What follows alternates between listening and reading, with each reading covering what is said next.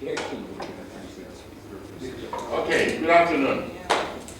Welcome to our seminar series. Today's speaker's name is Natalie Jeremijenko. We right? Okay. She's from the Advanced Technology Center at the New York Media Lab. I have to tell you the story how we actually got it to come here. I was browsing around the world trying to find a good page, a good idea to design my web page, my personal web page, and so I came across her page at the NYU, and I started reading her stuff that she's doing, and I said, my God, this is a great page, but we should really get her down to Hawkins to give us a talk. This is going to be this is an unusual talk for this group, and normally this group is the talks in this group are about math and all these, chicken tracks on the board.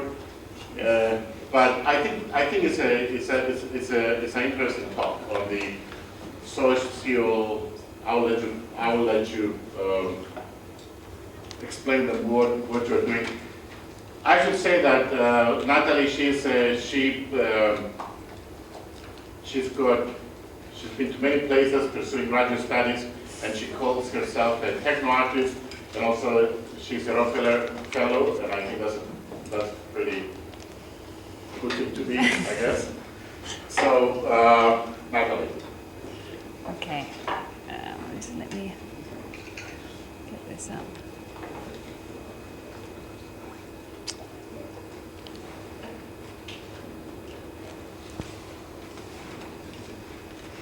Okay, there you go.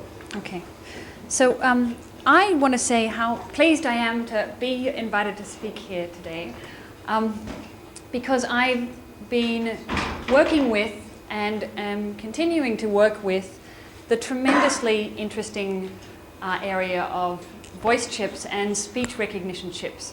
Now, the way I've been working with them in particular is in the area of ubiquitous computing, or smart products as it's colloquially called. And what I do is human-computer interface design, which of course many of you here also do, but I should sort of take a moment to explain specifically what I mean by that, which is to say that I'm interested in how technologies interact with our concepts of the self and the social, and the consequences of those technologies for how we imagine and build agency, which is simply to say, the capacity to act with these technologies. So what I'm going to do today, just to give you a little bit of a roadmap, is talk to you about a series of projects that I've done that explore this area, some of which do and don't have sound and voice and speech recognition, and also tell you how I've sort of analyzed this area with a couple of somewhat unusual methodological devices. So first, let me differentiate myself again from other approaches in HCI, human-computer interaction design, which the predominant sort of assumption I'm going to characterize unfairly as computer characters. And I don't actually mean, animated characters, which are often used to front agents. I actually mean that computers are ubiquitously attributed character. That is, they can be friendly or not friendly. They're conceived of and thought of popularly as having some character. And this is in the research context, of course, dates back as an old tradition to the Turing test, in which it was imagined that that would be an interesting way to understand or conceive or test what computation would be. To mistake it for an agent, a person, is the presumption that underwrites a lot of our product design and human-computer interface design. So in the realm of products, that promise of the smart product, which is most popularly talked about as smart toasters. I mean, what does a Turing test for a toaster look like? I've actually been trying to think, and if anyone has some ideas on this, I'd like to know. So in the realm of products and smart products, this area of conceiving of computers with some sort of agency or as characters, is by no means inevitable. Even in fact to conceive of smarts as smart, that is, a microprocessor, a few sensors as input and some sort of output, and to call that smart, has an interesting cultural consequence. And I would point to just a simple example of this in the sort of colloquial correlate in this wonderful series of books called X for Dummies, programming for dummies, personal finance for dummies, cooking. I mean, tremendously successful. If you go into Barnes & Noble and see how much shelf space is taken up by this for dummies, and its imitators, it's been so successful. The programming for idiots. The success of these two series and their incredible shelf space in bookstores demonstrates is what consumers are really literally being asked to do is identify themselves as stupid, at the same time as talking about smart products. And I just want to sort of set that up as a trajectory of development around which the speech interface is the asymptotic realization. If a computer is an agent, if we can talk to it, we realize its character, we realize its agency. And so I'm really very interested in speech because this is where the rubber hits the road or where the agent hits the agency or something like that. So what I'm going to do is quickly tell you about some designs that I've built to explore how our information technologies might look a little bit different and how I have and haven't used sound, voice, and speech in these. So actually the first project that I'm going to show you is just a very simple one. This was actually, I was in the Xerox PARC at the computer science lab there, where I worked for a couple of years in the, working on ubiquitous computing, and this forced me to sort of really think about what I would want ubiquitous computing to look like. So this was the first demonstration of this that's actually become unusually popular. It's a wire that hangs down from the ceiling. It's just actually a wire. It's actually plugs into a little transceiver and a motor and into the local area network. And when there's traffic on the network, the wire wiggles. And when there's a lot of traffic, it wiggles a lot. So it's a 3D real-time information display device, is what I call it. But and it could be another graph on your screen, just like Ethernet traffic loading graphs that you can actually get, except it's not. It's in the shared social space. It's in the periphery. It's easily accessible, and it doesn't need a user manual. And anyway, it's still there at Xerox PARC, wiggling away. Now the other project that I did around that time that also, if I use the live wire to sort of focus on as a project that sort of explored the periphery, and of course the sound. Well, I'll go on. I'll make a point with that later. But the second project was called Voice Boxes, and instead of I was working on a project with an acoustotron, a 3D sound environment, in which a lot of processor speed to make sound appear like it's coming up from over there or over there. And if you've actually worked in a lot of these environments, which I've had the I wouldn't say pleasure of doing, but have been in a lot of them. What you typically get in the sound is sort of a new age wallpaper, a sort of woo, and it's the illusion of the sound being placed or having a source is actually quite convincing, but it's a social desert. And if you come across somebody else in that virtual reality 3D sound environment, they're usually a stick figure, and they're usually pointing a gun at you, and some variation of that. So it's a little. This project was trying to get at. This project was tried to build 3D sound icons for real space as opposed to virtual space, And all it is a little box with 30 seconds of digital sound recording on it. When you open it up, it records, and when you move it, it plays. And so in 1995 at SIGGRAPH, there was about 100 of these in the room. And what was interesting was to see how people worked with them and what people said. So of course, a lot of the boxes just said hello. You pick them up and they'd say hello. But in fact, people were somewhat witty. They were actually, a lot of people got into this idea of throwing their voice, literally throwing their voice.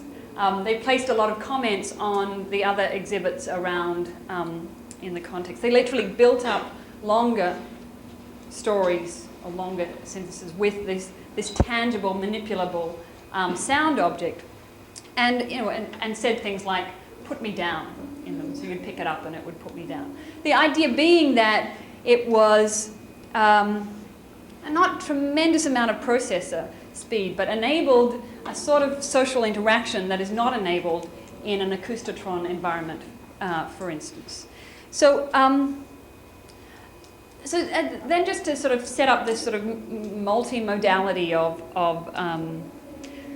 information display devices, which is something I'm tremendously interested in. And this is another information display device that is actually called Trigger, the Loma Prieta pony. And when you can see it's a little kiddie ride. When you put 25 cents into Trigger, the motor follows the ground motion acceleration of the Loma Prieta earthquake in the 1989 Loma Prieta earthquake. So you literally get to ride the quake. And of course, the data that I used for this was from the USGS. Here it is rendered on the USGS site. But it's rendered somewhat differently here in this context as a sort of shared social spectacle. He actually has a couple of other friends. There's a little bull at the New York Stock Exchange in which you put 25 cents in and you can ride the 1987 market crash. And other sorts of things. So anyway, this again is putting information in a social context and rethinking what information display could be like. Okay, so then the paper that I've actually made available recently, it's coming out in SIGGRAPH this year, 2001, is simply an analysis of what happens to our products when they can speak. So I have been for a number of years listening to our products of the sort that you can see here, talking watches and kids' toys, just to hear what it is that if we actually took products, if we took our technologies to have agency and we listened to what they had to say, what is it that they actually have to say? And this has actually been a remarkably interesting theoretical excursion for me, which I won't actually go into because it's a little, it's been lots of fun, and I encourage you to read the paper, and I'd love some feedback on it from this audience. But what is it, just a couple of points that I will pull out of this is that the reason why it's interesting to listen to voice chips and to use it as a way to trace through our socio-technical relationships is because voice chips don't have an identity. Now, is it possible for there to be a voice without an identity? This is the test case of it. I mean, there's been talking hardware for a long time, since Edison and and the telephone, which doesn't actually dislodge when you talk to someone on the phone, you know exactly who you're talking to. Or the media to do with the phonograph through to recording technologies. The issue about that sort of development as a general trend is about fidelity, because it's always been about reproducing a famous person's aria, or so that it never dislodged the identity of that voice. It's always been a particular person, how well it does reproduce. Even in the BBC or listening to a radio station and other sorts of talking hardware, you know the brand that you're listening, you know the radio station. There's a lot of time spent on telling you on what you're listening to and branding it in some way, creating an identity. And the interesting thing about voice chips is that they're kind of cut loose. The issue about their fidelity, as they've been deployed in the market in the last 10 years, actually prevents them from having a recognizable identity. I mean, it doesn't actually reproduce Elvis's voice well enough for you to actually be certain it's Elvis. It's not, they're being deployed not as an extension of known identities, but in this sort of strange, dislodged way. And so what happens is interesting. There's sort of 101 anthropology that goes on. The Nissan Maxima came out with a voice chip that reminded you to put on your seatbelt, that you'd left your keys in the key ring. And of course, it was a female voice on the interior, sort of nagging mother of some sort, that that gently reminded you. Interestingly, it didn't even last the entire season. It turns out that people don't like having that voice over and over and over, telling them to put on their seatbelt. So the only half the season of the luxury edition of the Nissan Maxima actually had the voice chip embedded, and the rest of them were disabled. But then the voice chip reappeared in cars. I think it's interesting to trace. Where did it reappear? On the outside as "stand away from this car," as an alarm detector. Okay, you've probably heard this voice of authority that warns you that you're too close to the car in those also incredibly annoying car alarm systems. And of course, what happens from the voice of the domestic interior being scripted as female, that of course becomes a male voice of authority on the outside of the car, being slightly threatening. And so, I mean, there's stories to tell like that, but this has, the voice chip, and by that I mean a specific set of Motorola and Texas Instruments, I think was the first one that marketed a voice chip, which has a little bit of 5 to 10 to 30 seconds on them, and when combined with memory can actually have considerable amounts. This voice chip has sort of reappeared in various different products, and I would argue it's sort of been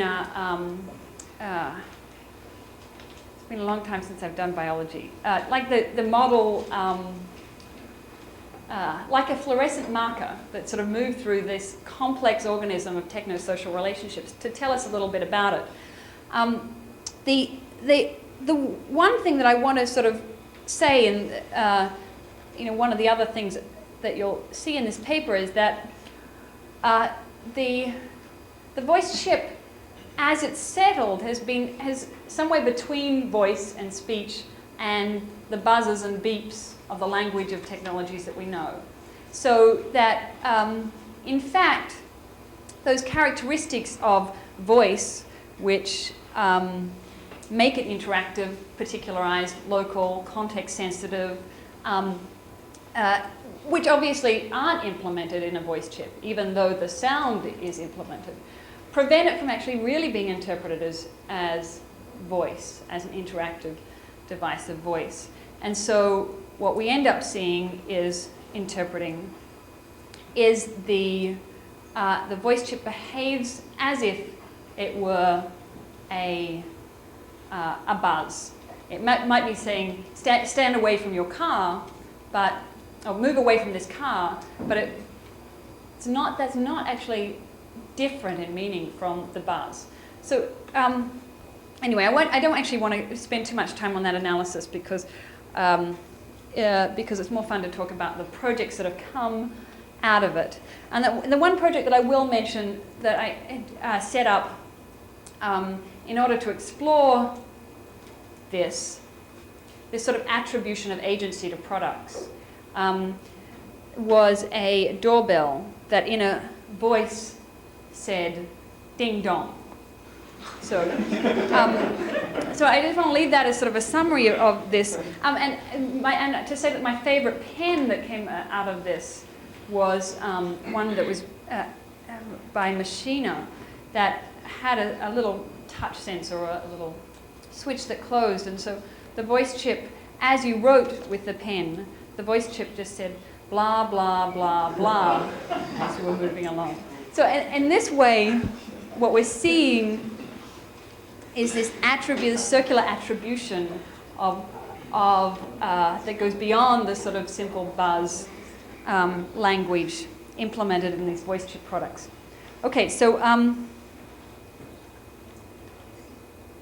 just going to quickly tell you about another project also to talk about what interaction looks like in smart products that also have voices.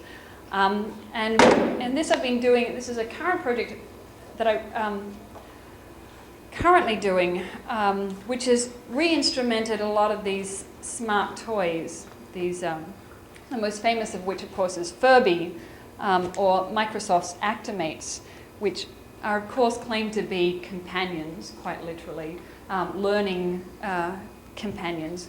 And, you know, of course, the companies make outrageous claims about how beneficial and wonderful these toys can be. What I'm interested in is, again, taking this idea of the attributing agency to technologies quite seriously, and I've built a little system that embeds, takes these existing toys, and in fact the whole 7 of the robotic dogs that have come on the market, and embeds in them little micro video cameras and a little recording device, so that couples to their electronics, every time they turn on to interact, to behave, they're actually capturing video of the actual interaction that's going on with these. And of course, this is different from the context of human-computer interface testing that we see in user labs, in which, you know, you put people in a lab for an hour or so, you test what they do outside of their social context, and you draw conclusions about your interface from that. In this case, it allows you to observe, because it captures only 2 to 4 seconds of video at a time, it allows you to observe over weeks, months, arguably the time frame of learning, and does a number of things. This is just a little diagram of the system. The one thing is that it's actually it's a filmic move to see what's going on in these toys and in the interaction. And that is, if you're a film director, you want to cast the audience in some sort of sympathetic relationship with the murderer or the actor, you actually put the camera in their position, and then, of course, well, you know what I mean. So you actually feel like the toy when these things, when you observe all these interactions. You actually cast yourself into the social role of the toy. And I would argue you're pretty good at thinking through complex interactions when you're in that position, when you're identified. Anyway, so I just want to pull out a number, 3 things that come from all of this very banal video that is being collected. And you can actually see this video on the Walker Art website, which I'll give to you at the end. Firstly, and not surprisingly, people mostly don't interact with these toys. So, as you can see, they're mainly being ignored, despite, you know, them turning on and directing attention and actually behaving, being interactive, being scripted. I mean, let me say that this is a very real idea that with Furby's next generation Poochie, which we saw back here, the designers quite explicitly wanted to make the toy more expressive. And so Poochie, when he lights up he has actually little love hearts in his eyes to express how much he loves his. So, you know, the idea being that if you can actually tweak the behavior of these toys, you can control what the user is doing, right? I mean, that's quite simply what they're doing. So firstly, we see, well, actually that isn't true, because what happens is mainly people ignore them. When they do see, you know, when they do interact with them, when they do suspend this, when they do pretend that these things are alive, It's usually when there's somebody else around, which I think is kind of interesting. It becomes a sort of a social, a performance of interaction. And thirdly, that once you see enough of these videos, these little clips, you see that a very distinct moment in which people decide to suspend the fiction that these things are alive. You can see people deciding, oh, okay, now I'm going to interact with them. And this is very... Okay, I'm just going to leave that where it is. Okay, now, so now... Now I'm going to actually go into a couple of speech recognition interfaces that I've built. And this was actually, these are out of an exhibition that I did last year at Storefront for Art and Architecture, which if the first set of listening to hardware, listening to products was, now that products have a voice, what do they say and what does it mean? This set of investigations is really about now that we can talk to our things, what do we say? And what does it mean, of course? So this is using some very simple speech recognition chips pulled out of existing products and re-engineered in an interesting way, in a actually kind of uninteresting way, but was interesting to watch what was going on. So the first one is actually quite simply what it looks like is a light switch. And the instructions to interact with it were, in fact, one had to put one's hands on one's temples and say, mind power. And when you did that, the light switch, of course, flicked on or moved up and down. However, it didn't actually turn the light on. In order to turn the light on, you had to configure yourself like a switch and say, click, and then the light came on. And this is a little bit like the inverse of the doorbell that says ding dong, in which we're configuring the doorbell to say ding dong, and the light is configuring us to behave like a switch. This was actually fun. This was a dog translator, in which if you growled at it, it would translate into, I am your loyal servant. And has actually, there's a whole series of projects that a speech recognition chip enables to do information technologies for dogs, which is tremendously interesting and really actually a serious way to explore what we mean by cognition. I'm sorry, there are people building ASR chips for dogs. Sorry? There are people already building ASR chips for dogs? No, but with these chips that I've used, I've just recorded a growl and used that as instead of using a speech, I've used a animal noise. Does it work well? I mean, does it distinguish growls from other things? Well enough. Well enough. In fact, what I ended up doing in the exhibition is because people wanted to growl. So I ended up training it on several people saying "arr," and it turns out if you record you're just doing a file matching. If you record many people saying "arr," you capture just about anyone's interpretation of "arr," and it'll work. So in fact, again, instead of projecting what you think the dog is meaning to say onto it, it's this interesting. But this would be for English only. This is actually interesting.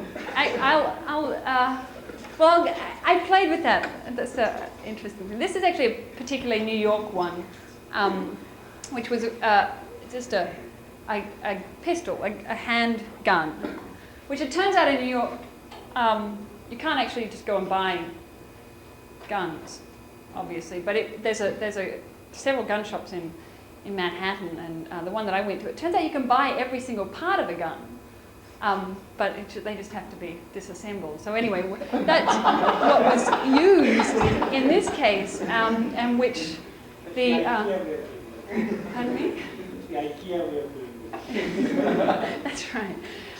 This one was simply triggered by the word Diallo, and the trigger moved.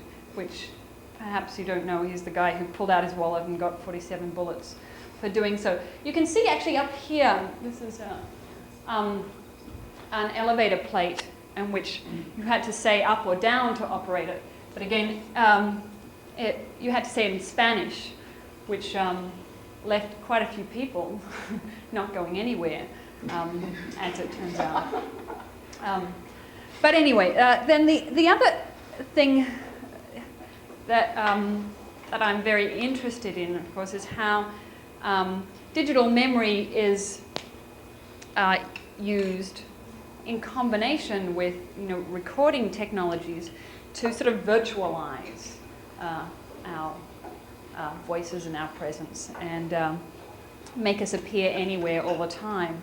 And I'm very interested in if it can be used to localize, to put digital memory somewhere instead of nowhere, and to then leverage the highly local context sensitivity of voice and speech in a technology. So this was also in that exhibition. It's called Real Time, and you can see this is actually a parabolic mic that that is near the back wall. It will record pretty much anything, any sound propagated that's vertical to its axis. So it sort of basically records anything that's said along the exhibition wall. It's recording constantly, and it will play back, but it won't play back until a year from the start date. There's a 1-year lag between its recording and its playing back. So, so what happens then is this voice, it's there, and it's and you can or cannot come back to hear what you said a year ago. And there's this interesting thing. Well, how do you talk to something a year from now that you're going to play back? Interesting interaction with the institutional context of interpreting, talking about, talking to what's going on in this public space. And this real-time project of actually looking at implementing at a university campus, which I've been working with a couple of campuses on this, with a 4-year time lag. And, of course, to replicate the institutional cycle that is being used, but also it really, I think, becomes very interesting material on how do we talk, to the future.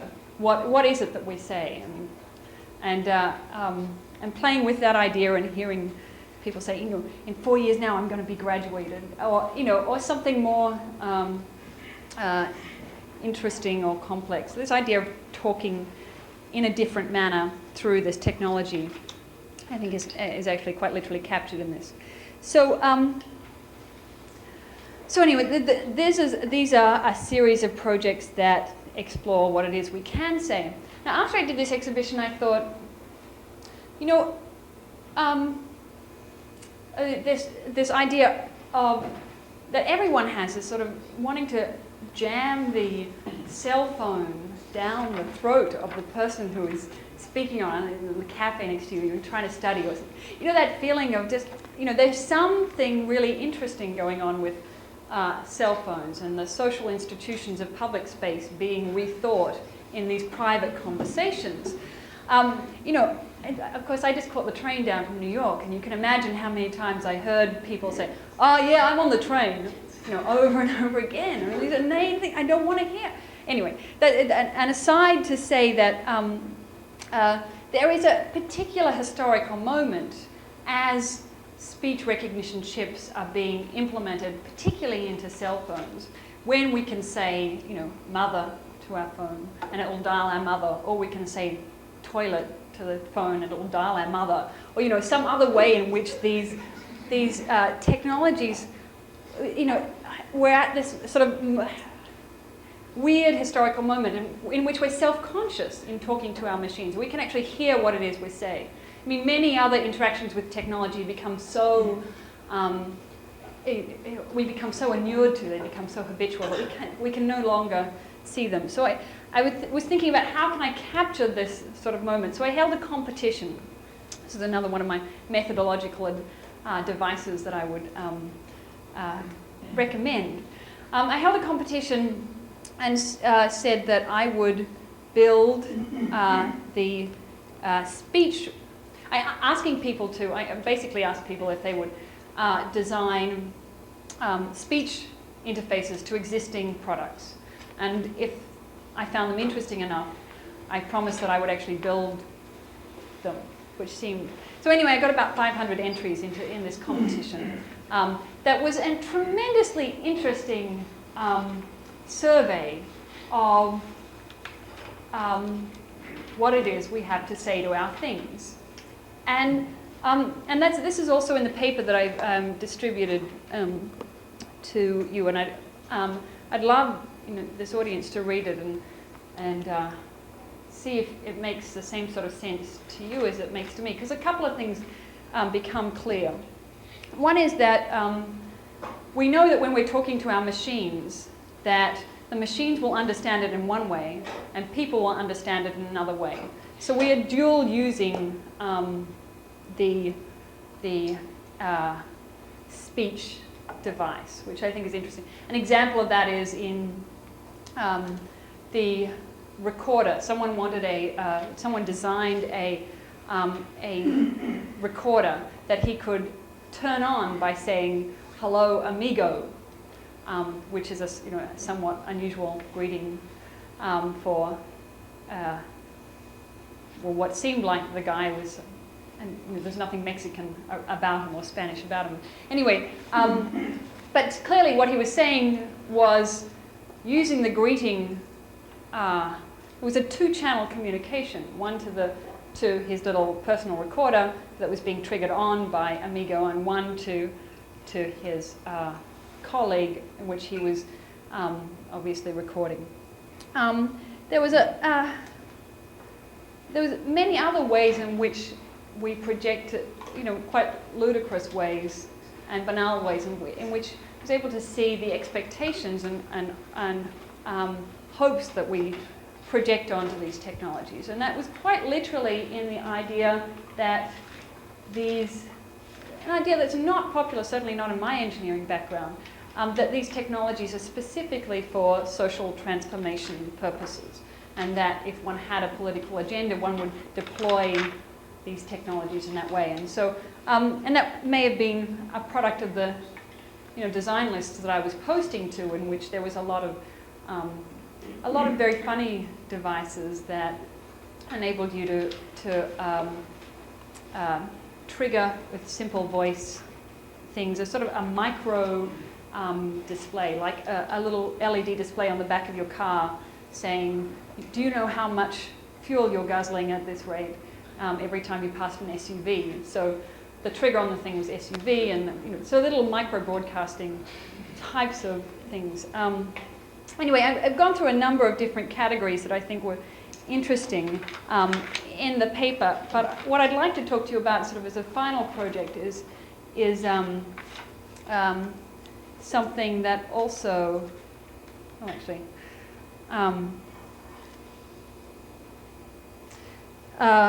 that looks at and examines what it is that, how we expect and conceive our products, and how we can use that in a somewhat interesting way. So I've sort of built up this idea that that the cultural expectation of delegating being smart to our devices is something that I have a little problem with, and that I think using voice and speech and sound is a way in which we can relocate the loci of interpretation away from the product and into the very specific local interactions that are going on. So I'm just going to show you two more projects, and one of which I should have shown before, because this is actually a bone conduction interface that, again, if the real-time project looks at putting voice somewhere in a place and using that to reinforce the place, this next project looks at, again, how it is that this delusion of information always being available everywhere in any form really scripts our social interactions and is re-scripted by them. So this is actually a little interface in which is outside my office, and it's a bone conduction interface that on it is playing my office hours. So if students actually want to come and see me, they have to kneel down and put their bone in contact with this little interface in order to hear when I might be available. It's my only opportunity to subjugate them, and so I revel in it. And they actually use it, which is it's fine. But again, really looking at what the act of receiving information looks like, and instead of pretending that it's this passive consumption of air rather than active interpretation. So the next and final project that I'm going to show you is a power meter, and again, this is one that uses speech recognition as well. And I'm currently working on it. Of course, this is just a conceptual design, but I'm currently working on it because I've had a company, of course, a non-American company, interested in producing it. So I'm dealing with the very real issues of how to implement this. But what it is quite simply a domestic power consumption meter. So it's like your power consumption meter that's usually down in your basement that the meter man comes and checks. This will tell you your domestic power consumption. This is very topical in California at the moment, where people are very interested suddenly in what it is that how much they're consuming. But what I'm interested in, of course, is about the delegation of smarts to our devices, and what it is, how it is that we can interact with them. So this is in contrast to the power meter in your basement, which is mainly displaying accurate information mainly to no one. This is mainly blank. It's completely blank. And it's only if you get the first significant digit right that it will actually display your domestic power consumption. So if you're consuming 7 kilowatts per hour and you say 6 or 9 or 8, it's going to stay obstinately blank. But if you say 7, then it will display your accurate power consumption. And again, what that is trying to script into this interaction is it's not about the device being smart. It's not about it constantly having the information available. But it's about you having an idea. And it's about you deciding, well, how many lights can I hear the fridge going? Is the dryer? How, hesitating a guess. And then the information being reaffirmed or not. So with that, perhaps I'll finish in saying that I think a lot of these projects, and many of the other projects that I haven't shown you, really trying to interrogate what human-computer interaction looks like, particularly against the idea that information is something that is passively consumed in the market model of you have to download the right economic indicator, but rather it's an active act of interpretation, a highly local, very specific, active interpretation that these projects really try to privilege in the context of an information technology that's about global distribution. Thanks for your attention.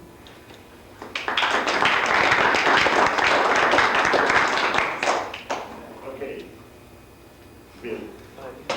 So there's this idea among people who try to sell speech systems that people won't buy it unless it somehow makes it possible for them to do something that they couldn't do otherwise. For instance, if you have a cell phone and you want to enter a long message into it, it's quite difficult.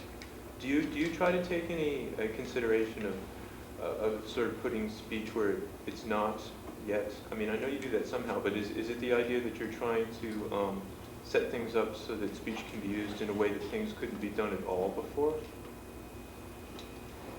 Yes. But in a more specific context of use. I mean, I think that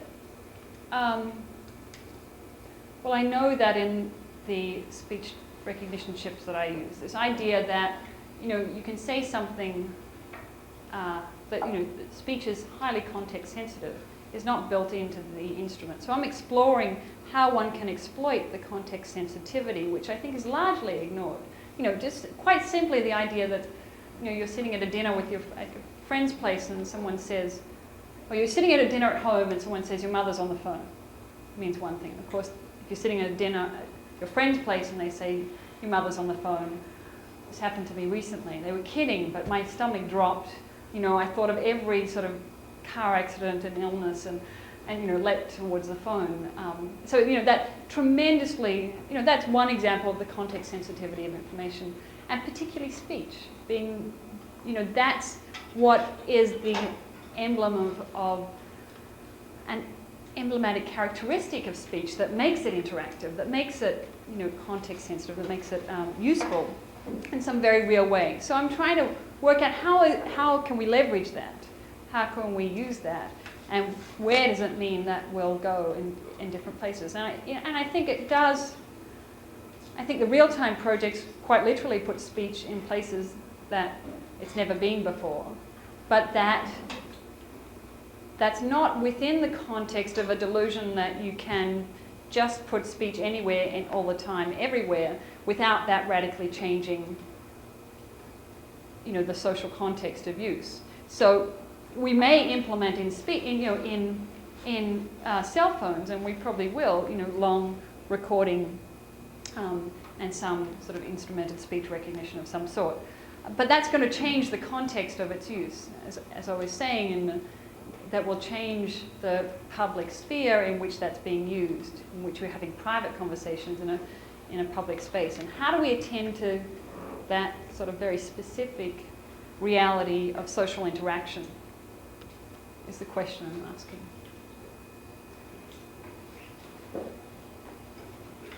Another question. I have a question.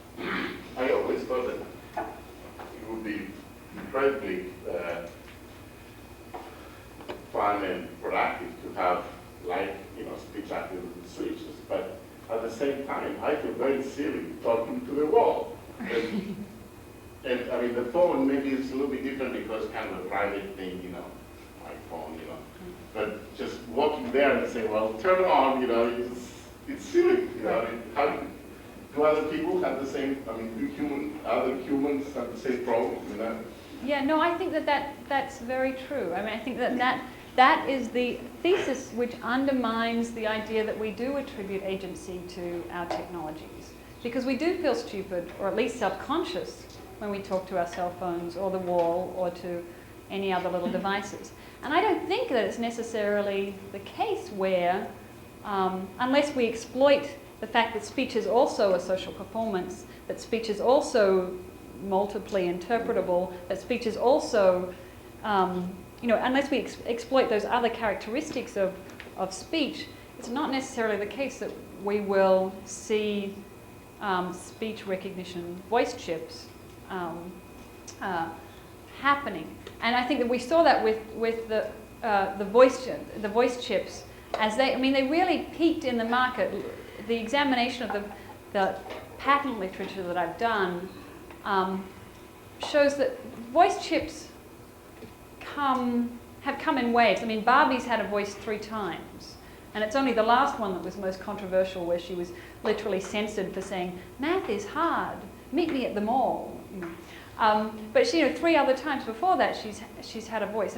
It's a social expectation that we will see, I think, coming again and again and again in our products. But what that voice means, I think it's up to us to really think through that. And I think that self-consciousness is very real and something that we've lost with cell phones, unfortunately. No, I don't know if I agree with that, because for one, I feel that it has to do with sort of the abilities of the device or the technology that you're talking to. So for example, I constantly talk to my computer, saying things like, "No, that's not what I mean," things like that. And I'm constantly when it say something like, said something failure, this application will be shut down, it hears all sorts of things from that. And it's because, over the last so many years, this whole thing has been established that you actually interact with your computer. It says, please insert diskette with so-and-so in the drive. And I say, okay, where is that? Okay, here you go, get going.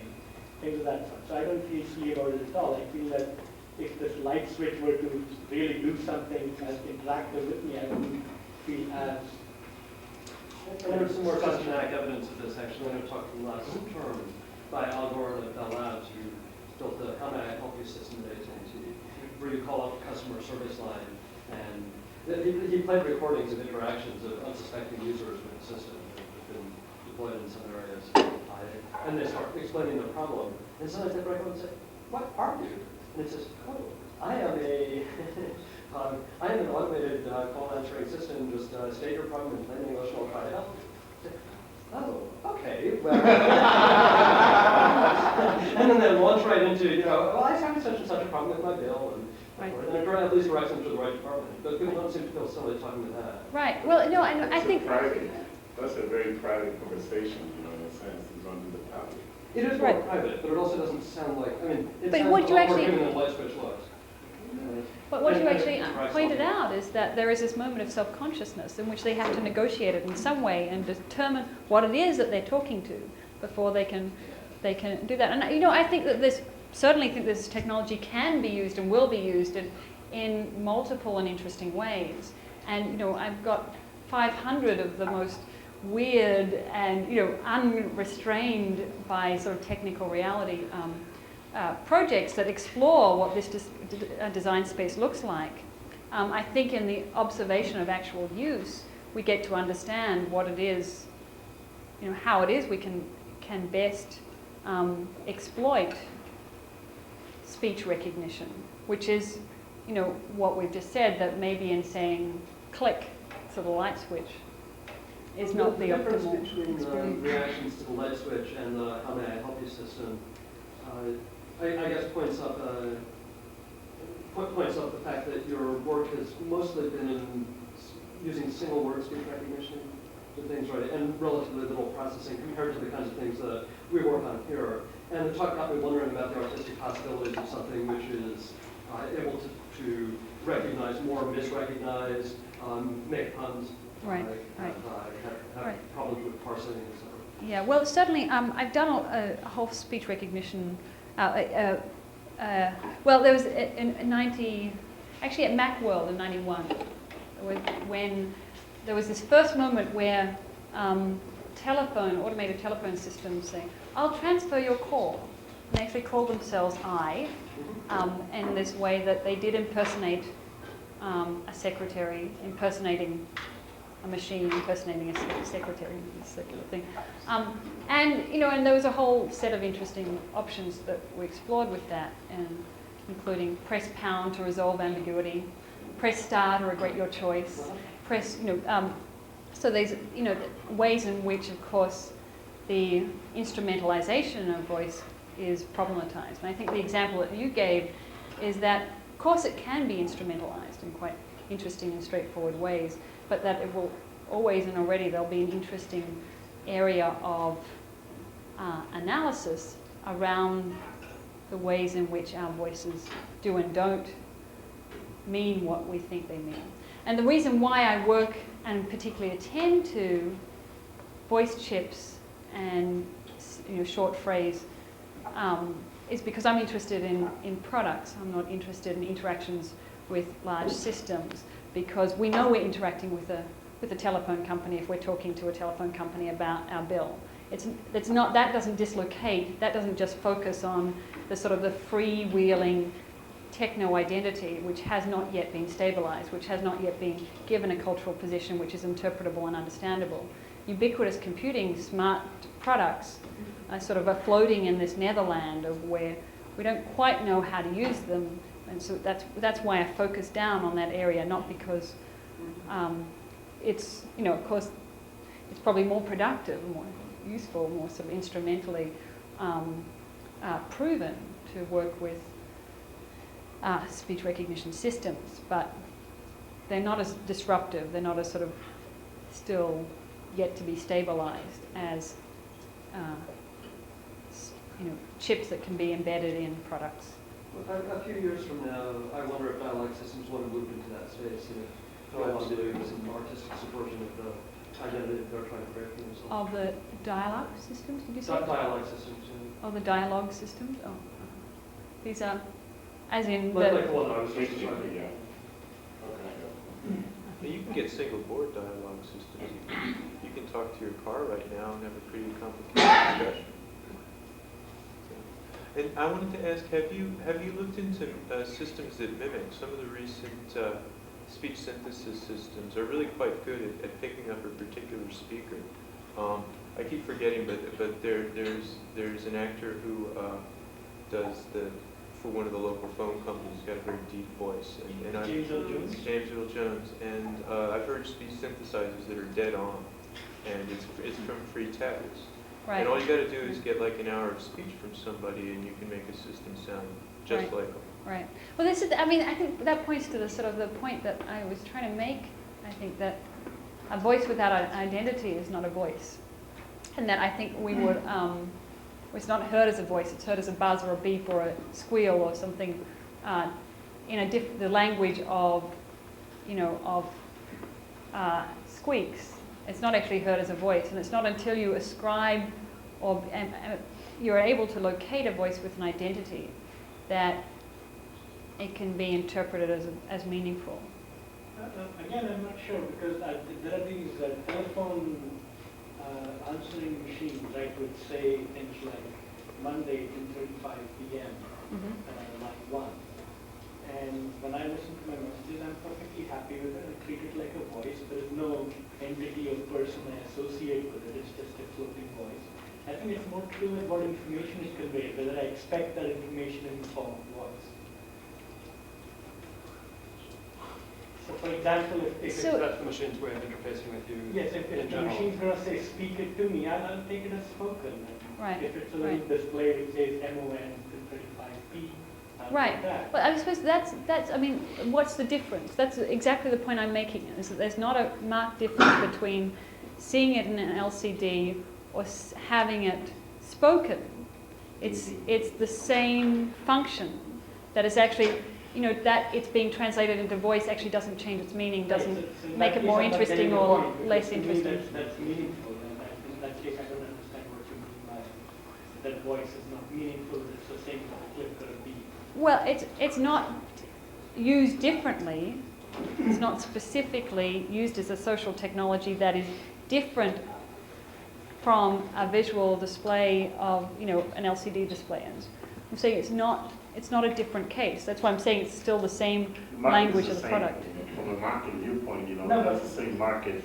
Now it's not that Right. LCD is a speech, it's not a... Do you mean that No, it it's isn't- different in the sense that, the display would be available only when I'm at home, but this other thing is available if I'm calling in from outside. Okay, so it doesn't mean anything different. the If you- information it that's what I'm conveys saying. is the same?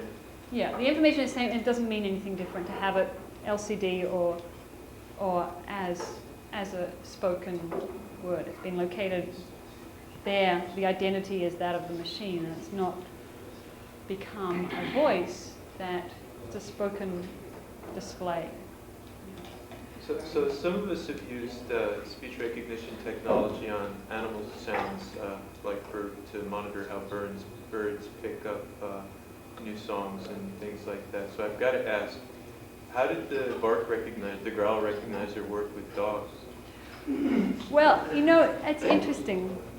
It turns out it's highly dependent, this is of course unsurprising, on how well you know your dog and how well you can ascribe what it says to actually being what you want it to mean when it's saying it. And anyway, this is there's a whole lot of material on what that means for the sort of, as it, speech is used as the uniquely human interface, and that's, separates us from animals more largely. And so that if animals can use these speech recognition interfaces what does that mean for human cognition? I mean, where does animal cognition stop and human cognition start? When I think it shifts where that boundary line is drawn by playing with speech recognition for animals. So that's another longer investigation. But I mean, I should just say that I'm still working through what it is that products mean when they have voices, and what it is that they, how we interpret them in specific located contexts. So if anyone comes across interesting applications of products that have voice chips in them, or interesting applications of ubiquitous computing with speech recognition, please send it to me, and I would be ever grateful. Yeah, I just wanted to say, it seems like you're never going to get identity without some kind of memory. There just won't seem to be any kind of continuity in what you're speaking with. I think, for example, a toaster, you had the same kind of interaction with a toaster every week. You like your toast a certain way. I think, they kind of figured out what kind of toast you like. It seemed like there was some sense of agency. And it seems like most of the work that you've done is in primarily with stateless types of artifacts. And so not only was the speech static, but there was no internal state. I mean, even though, like the live wire is like a perfect example. It had a certain amount of input and wiggle, and you gave it the same input over time. There's no change. Have you looked at anything which has some kind of memory or? Are you saying memory or mobility? Memory. Oh, learning ability. Oh, I Well, not even necessarily learning. There are lots of ways to, having memory without learning, like mimicking, for example. Like Mimicking. mimicking it. So I guess Yeah. your boxes are kind of. Well, for example, take the seatbelt warning on a car. What makes that thing annoying is not that it speaks, but that it keeps saying the same thing over and over again. Right. And essentially, if it started out speaking and gradually somehow went to a beep, so that when you had the car for 10 months, it doesn't say, put your seatbelt on, instead it just gives you a warning beep and you know what it's speaking about. It would make it much more usable and less annoying. Well, repeatability is one way, but also the fact of reminding you something you already know is another way. Right. You open the door, immediately comes to your door is ajar. Well, yeah, I just opened the door, no kidding, it's ajar. So also some adaptation there with the render that's going. Right. So it gets into the habit of knowing that you normally leave the door open for 10 seconds when you're getting into the car. It only warns you if you exceed that boundary. Right. I'm actually really interested in this area of adaptive interfaces, but and I didn't show you them, but I've got a whole sort of series of projects that what I'm particularly interested in is how I'm actually less interested in the machine being the machine learning than in people learning. I'm actually much more interested in how do we use the interaction to reinforce, or the adaptation to reinforce the person involved, or what's I think quite cruelly called the user in this sort of homogenizing, universalizing way.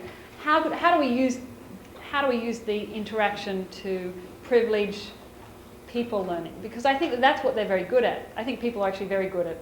People are not sources of errors in human-machine interaction. They're very good at learning to adapt and in ways that I think are interesting. But I'm still very interested in deploying adaptive interfaces, and certainly this is well true with a whole series of projects that have explored community use on of the internet, and how it is that a community learns or adapts, and looking at a whole series of collaborative filtering, the sort of intelligent weighting that goes on.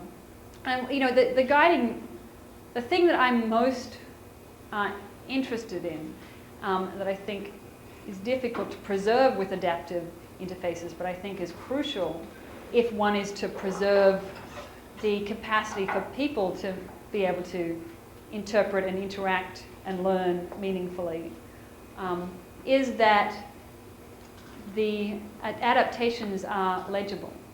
So that instead of you go onto a community, you go onto a site, and you know that you're seeing particular products because there's some set of algorithms that's waiting, based on your behavior.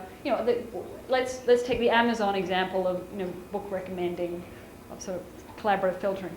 I've actually tried to work out what is going on there when it says, people who bought this book also bought that.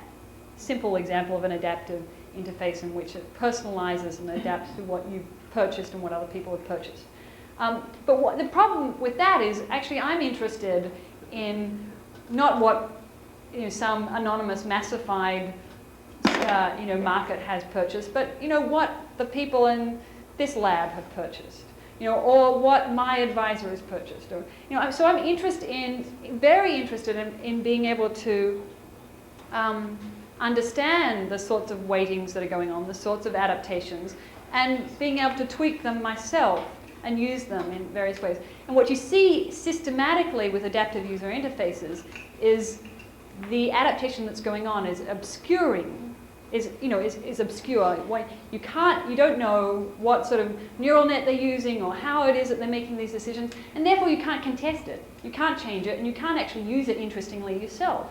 And so I think that there's a really quite tight inverse correlation between how legible the adaptations or the learning algorithms are, or the collaborative filtering processes are, and how intelligently you can use those interfaces. And it's sort of another area of research in which I've built a couple of projects I think is crucial. Again, it's the same thing of, do we just passively consume information and make the machines, package it in ways and personalize it in ways that, we can just swallow, like, buy the book? Or is there some sort of active engagement and active interpretation and active use of these technologies that can inform that?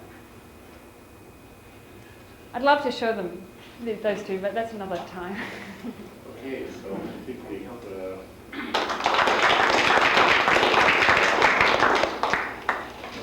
perhaps if you guys want to talk to Natalie, send her email or